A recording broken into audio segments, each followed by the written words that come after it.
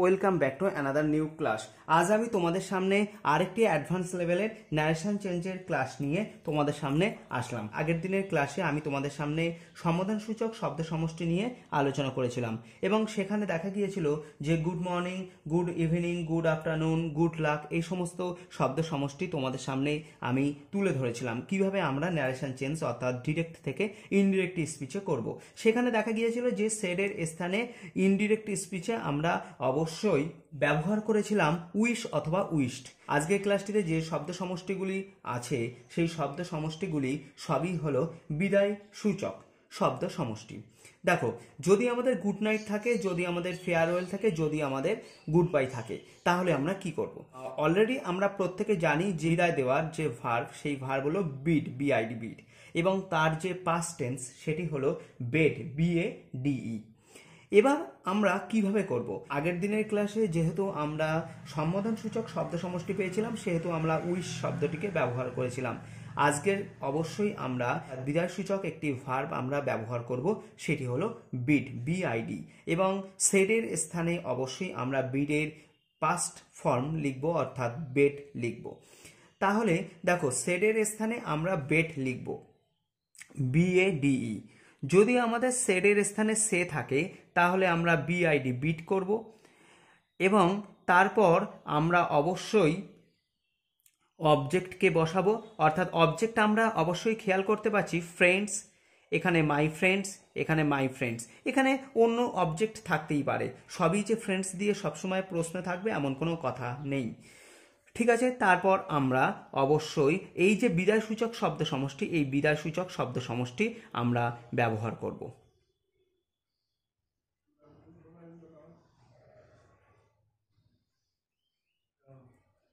এবার খেয়াল করো যে সেডের স্থানে বিড অথবা বেডকে আমরা ব্যবহার করব অবশ্যই ভার্বটাকে খেয়াল করে।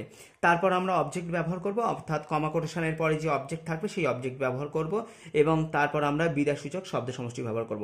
একটা বিষয় খেয়াল করো যে এই ফ্রেন্ডস শব্দগুলি কিন্তু এই বিদায়সূচক শব্দ সমষ্টির আগেও থাকতে পারে, অর্থাৎ ফ্রেন্ডস গুড নাইট থাকতে পারে, মাই ফ্রেন্ডস ফেয়ারওয়েল থাকতে পারে, মাই ফ্রেন্ডস গুড বাই থাকতে পারে, এরকম থাকতে পারে। এটা নিয়ে ঘাবড়ানোর কিছু নেই। এখানে অবশ্যই আমরা সেই শব্দ সমষ্টিকে অবজেক্ট ধরে নিয়েই করব। দেখো, যে প্রশ্নটি তোমাদের সামনে আমি আনলাম সেটি হলো Ram shed comma quotation farewell my friends. দেখো, আমি এখানে দুরকম ভাবে করব। অবশ্যই অবজেক্টকে নিয়ে আমি একটু এপাশ ওপাশ করব, অর্থাৎ এখানে যে শব্দটি আছে সেই শব্দটির আগে পরে আমি অবজেক্টকে নিয়ে একটু আলোচনা করব। দেখো, রাম সেড যেমন আছে তেমন আমরা লিখব না, সেডের স্থানে আমরা অবশ্যই বিডের পাস্ট টেন্স অর্থাৎ বেড শব্দটিকে লিখব।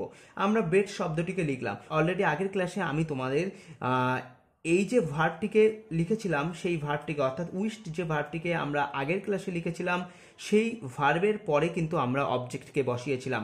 আমরা ঠিক তেমনভাবেই আমরা অবজেক্টকে বসাবো। তাহলে হি বেড মাই ফ্রেন্ডস, এবং তারপর আমরা ফেয়ারওয়েল শব্দটিকে বসিয়ে দেব। তাহলে আমাদের ইনডিরেক্ট স্পিচের উত্তর হলো Ram bade my friends farewell. আশা করব এই বিষয় নিয়ে কোনো রকম কোনো সমস্যা নেই। এবার আমি তোমাদের সামনে আরেকটি নতুন বিষয় তুলে ধরব। সেই বিষয়টি অলরেডি অনেকেরই জানা আছে, তবুও আমি সকলের স্বার্থে এই বিষয়টি তোমাদের সামনে তুলে ধরছি। ও আমি রাম যেমন আছে আমরা রাম লিখব, সেডের স্থানে আমরা বেড শব্দটিকে ব্যবহার করব, তারপর আমরা ফেয়ারওয়েল লিখব। দেখো, আমরা কিন্তু ভার্বের পরে অবজেক্টকে আমরা লিখলাম না, ভার্বের পরে আমাদের যে বিদায়সূচক শব্দটি আছে সেই শব্দটিকে আমরা ব্যবহার করলাম। এখানে আমাদের গুড বাই থাকলে আমরা গুড বাই ব্যবহার করব, এখানে আমাদের যদি গুড নাইট থাকে আমরা গুড নাইট ব্যবহার করব। এরপরে আমি যেহেতু অবজেক্টকে বসাতে চাইছি সেহেতু আমাদেরকে টু শব্দটিকে আনতে হবে, এই বিষয়টি কিন্তু তোমাদেরকে খেয়াল রাখতে হবে। তাহলে he bade farewell to my friends. তাহলে আমাদের উত্তর কি হলো? He bade farewell to my friends. এখানে এই টু প্রেপোজিশনটিকে আমাদেরকে ব্যবহার করতে হবে তখনই যখন আমরা বিদায়সূচক শব্দের পর আমরা অবজেক্টকে বসাবো। এই বিষয়টি কিন্তু আগের যে উইস্ট দিয়ে যে ক্লাসটি হয়েছে, অর্থাৎ সম্বোধনসূচক যে শব্দ সমষ্টি দিয়ে যে ক্লাসটি হয়েছে সেই ক্লাসের ক্ষেত্রেও একইভাবে একই নিয়ম প্রযোজ্য হবে। আজকের ক্লাস এই পর্যন্ত। এরকম আরও অ্যাডভান্সড লেভেলের ভিডিও দেখতে অবশ্যই তোমরা চ্যানেলটিকে সাবস্ক্রাইব করো। ভালো থেকো, সুস্থ থেকো। প্রত্যেকের কাছে ভিডিওটি শেয়ার করে দিও যাতে করে সবাই জানার সুযোগ পায়।